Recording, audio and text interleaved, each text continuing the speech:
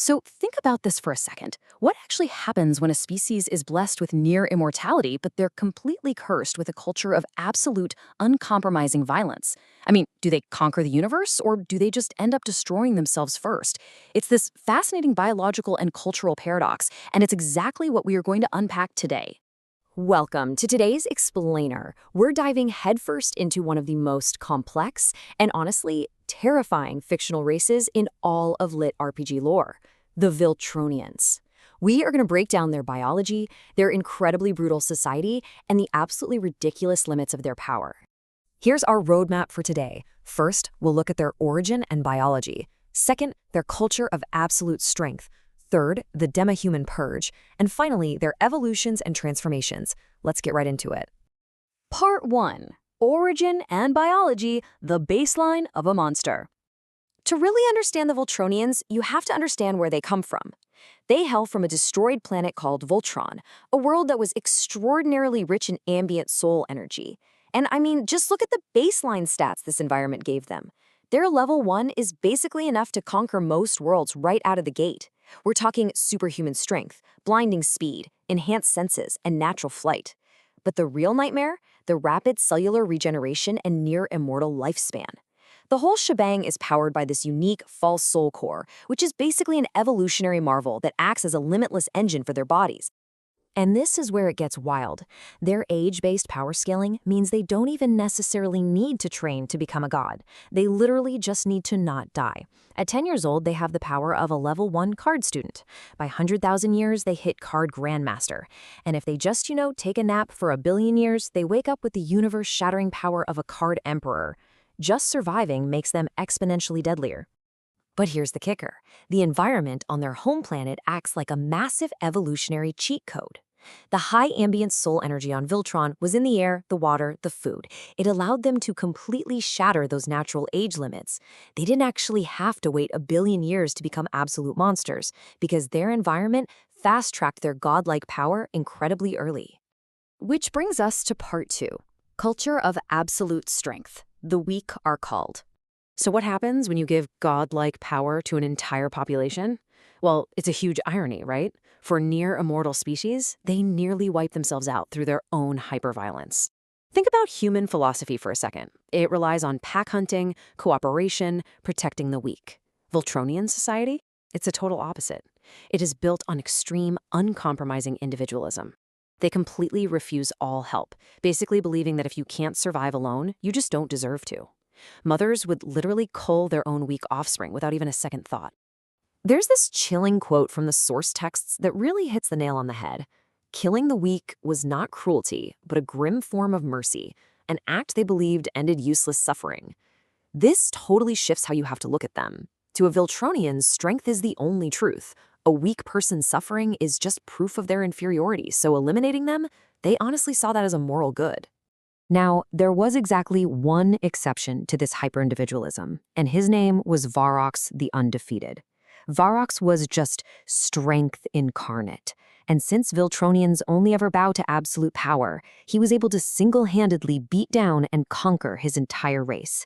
He took a species completely consumed by internal slaughter and aimed all that violence outward at the myriad realms, turning them into this unified expansionist nightmare. Let's move on to part 3, the demi-human purge, arrival in the card world.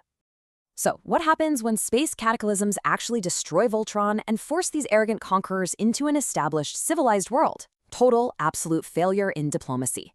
Upon arriving, the Viltronians instantly kicked off their crusade against the weak. The inhabitants of the card world quickly realized, okay, these beings might look human, but they have cores like monsters and a thirst for endless war. So they branded them with a highly derogatory label, demi-humans. That naming fiasco completely equated them with the literal monsters the card world was already desperately trying to fight off. The really crucial point here is that the Viltronians absolutely refused to adapt. No integration, and certainly no interbreeding with races they considered beneath them. Because they were deemed completely incompatible with civilized society, the card world's reaction to their sheer arrogance was relentless extermination. A terrifying decree was issued: purge all demi-humans on sight.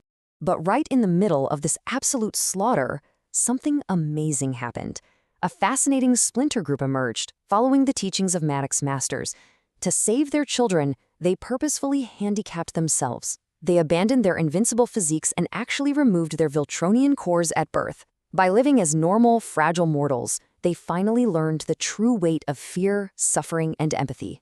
They would only reintegrate their cores in adulthood, and not to cull the weak, but to actively protect them. It is such a beautiful, stark contrast to the absolute brutality of Varrox. All right, final chapter, Section 4, Evolutions and Transformations, Breaking the Ceiling. Let's see how their baseline DNA can be twisted with lit RPG mechanics to break the power ceiling entirely. First up is the Osmodite variant. It's weird, but so cool. By introducing unique soul pathways into their core, their actual biological bones are replaced by nano-clear scales. This gives them extreme body contortion, elasticity, and this terrifying ability to absorb and duplicate the physical properties of literally any mineral they touch. The only real flaw? This specific mutation strips away their natural ability to fly. But to really see how ridiculous this power ceiling gets, we just have to look at Wyatt's Calamity Soul Gem. Step 1, you have your variant Viltronian. Step 2, they transform into a 21-meter-tall Titan. Step 3, an Elder Kaiju. And Step 4, a Viltronian Calamity Titan that literally spans the size of mountains and rivers. Let's just pause on this number for a second. 150 meters. That is the height of their third transformation. To put that into perspective, that's enough to dwarf a 40-story skyscraper. And again, that's just step 3. I'm going to leave it to your imagination to picture the sheer, catastrophic devastation of a mountain-sized fourth form, just taking a stroll through a populated city. Literally every single footstep is a natural disaster. So how is this even biologically possible? It all comes down to the Calamity Soul Gem. By fusing Viltronian biology with a dungeon calamity seed, the host gets absolute cellular control. It allows them to break their body down to the molecular level and reconstruct it into these massive forms, all without risking their immortal core. It's essentially the ultimate weaponized combination of alien biology and dungeon magic. Okay, if you want some truly dark lore, we gotta talk about the Gigamite. This is a massive taboo mutation that happens when conjoined Viltronian twins develop. Because Viltronians inherently refuse to share anything, even space in the womb, the dominant twin just devours the consciousness and physical body of their sibling before they're even born. The result is a single being with multiple floating heads and pairs of arms. And the terrifying part? That devouring process exponentially multiplies their base Viltronian power based on how many siblings they manage to absorb. So as we wrap up this explainer on the source material, I really want to leave you with this one provocative thought. We've seen their baseline near immortality. We've seen their ridiculous mountain-sized LRPG transformations. Their one historical weakness was always their compulsion to cull their own kind.